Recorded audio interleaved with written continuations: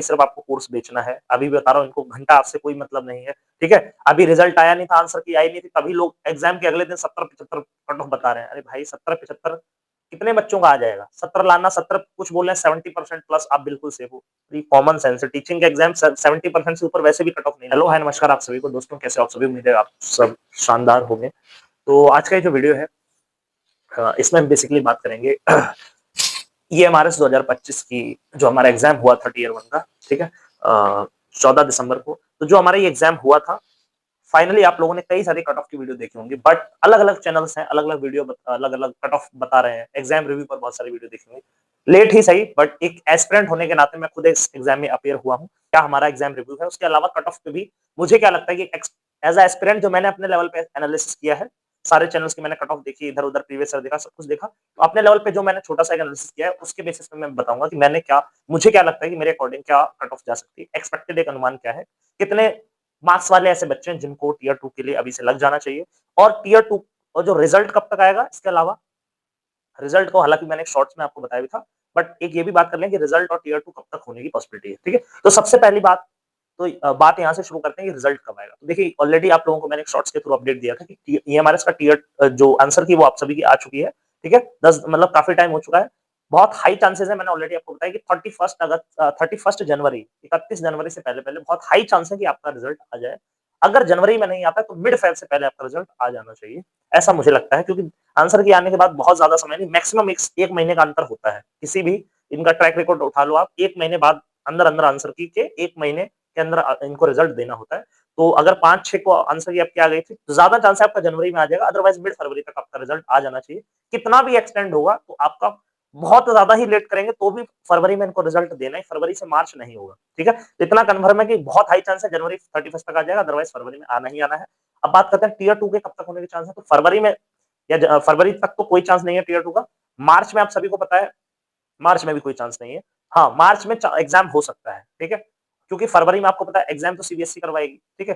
तो अब यहाँ पे क्या, ईएमआरएस का दिसंबर में एग्जाम हुआ, जनवरी में केवीएस एनवीएस का वो भी सीबीएसई ने पेपर लिया, फरवरी में सीटेट का एग्जाम वो भी सीबीएसई ही लेगी।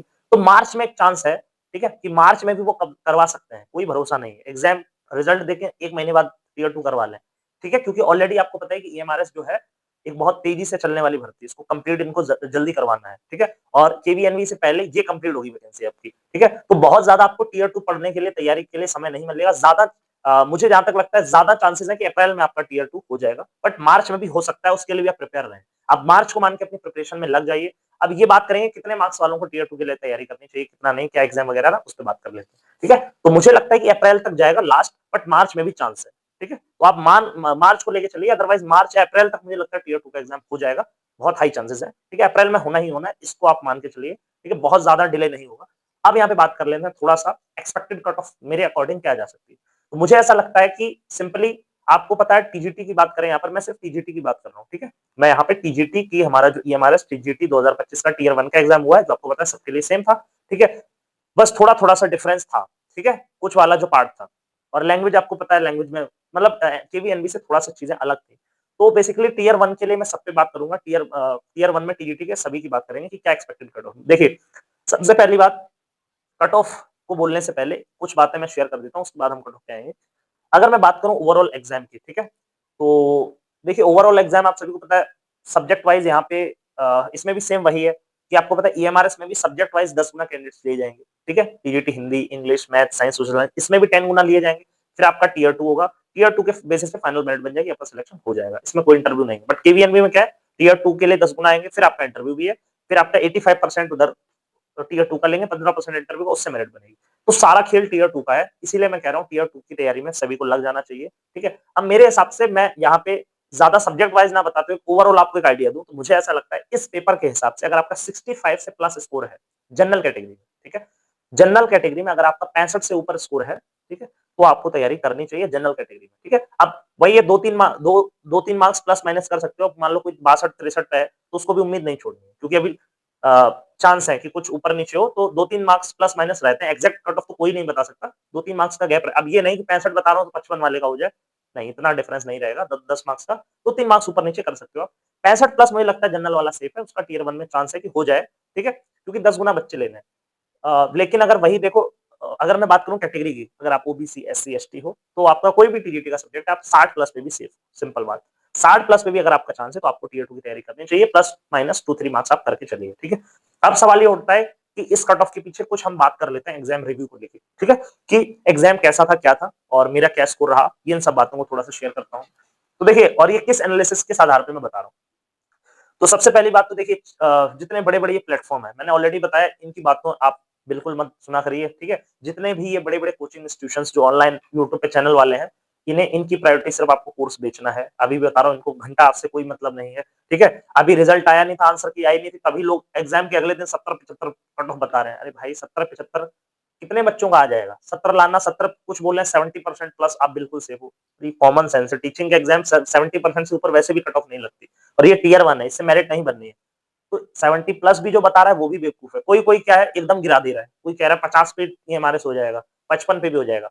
तो इतना भी हलवा पेपर ईएमआरएस का नहीं आया था, आपको पता ही होगा। केवीएनबी का पेपर में एक बार को जा सकती है क्योंकि वहां पे पेपर का एक स्टैंडर्ड था, ठीक है। लेकिन ईएमआरएस में सारा खेल कैसे बिगड़ा, ठीक है। ईएमआरएस और उसमें सारा खेल लेवल का आ जाता है, ठीक है।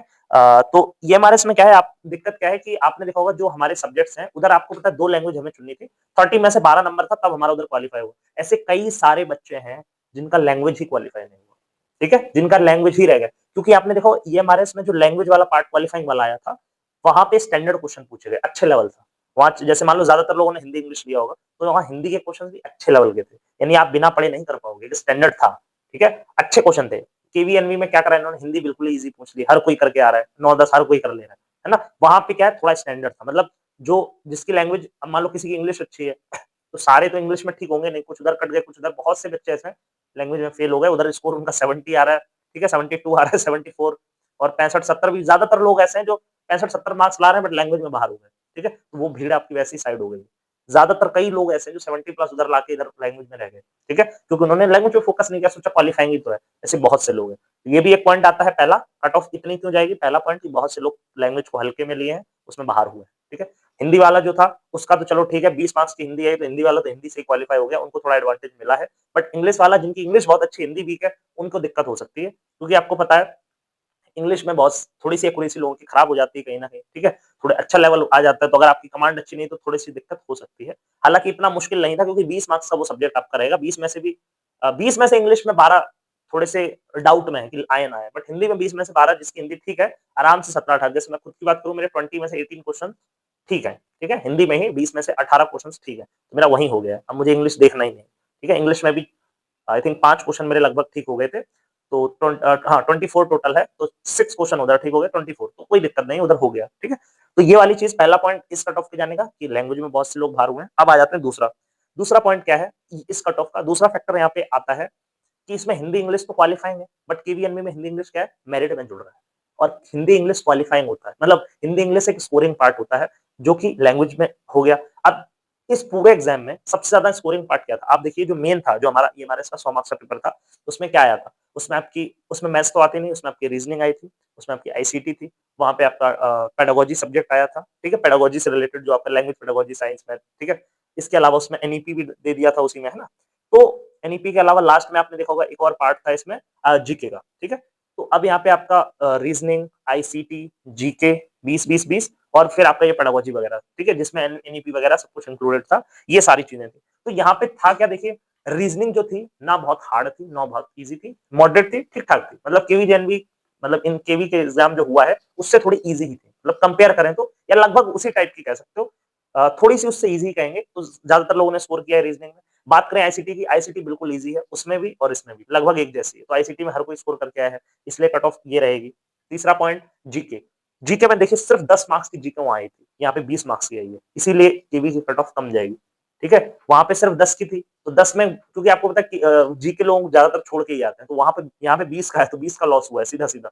वहां 10 में से आपने देखा होगा फिर भी लोग 2-3 क्वेश्चन ठीक कर ही ले रहे थे, यहाँ 20 में से 2-4 ही ठीक कर गए हैं लोग, केवी के एग्जाम में 2-4 ही ठीक कर गए हैं। तो कहीं ना कहीं जीके का भी एक है कि लोग 2 ही 3 एक्यूरेट करें, और ज्यादातर लोगों ने नेगेटिव कटवाए हैं, ठीक है। बहुत सारे लोगों के मार्क्स जीके में नेगेटिव हुए हैं, ठीक है। बहुतों के मार्क्स आपने देखा होगा आईसीटी में कुछ 2-4 क्वेश्चन गलत हुए होंगे, कुछ लोग जीके में तुक्का लगा के चले आए, उसमें नेगेटिव हुआ। नेगेटिव मार्किंग बहुत खतरनाक थी, 1/3 की नेगेटिव है। तो बहुत से लोगों का जीके और आईसीटी में नेगेटिव गया होगा, क्योंकि रीजनिंग में नहीं गलत होते ज्यादातर, आंसर आ गया तो आंसर आ गया। जीके आईसीटी में जाता है, थोड़ा-थोड़ा डाउट रहता है, ठीक है? जीके आईसीटी में नेगेटिव ज्यादा हुए, इसलिए भी बहुत ज्यादा 70-75 जो बता रहे हैं, इतना नहीं मेरे हिसाब से जाएगा, ठीक है?